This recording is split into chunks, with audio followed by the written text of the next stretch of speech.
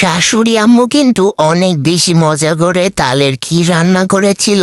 আর এই তালের ক্ষীর আমাদের বাসার সবাই অনেক বেশি পছন্দ করে। চলো আমার শাশুড়ির হাতে তালের ক্ষীর রান্নার রেসিপিটা তোমাদের সাথে শেয়ার করি।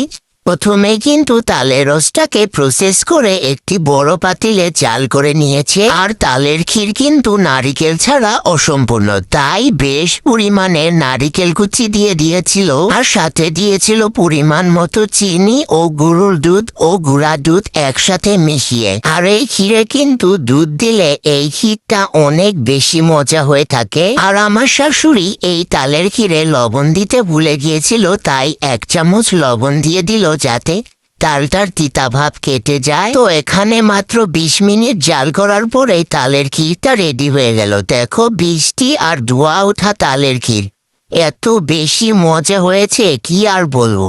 আর আমার শাশুড়ি হাতের তালের ক্ষীরটা কিন্তু সবসময় অনেক বেশি মজা হয়ে থাকে। তাল, নারিকেল, দুধ, চিনি দিয়েই এত মজাদার তালের ক্ষীর বানিয়ে বাসায় খেতে পারো।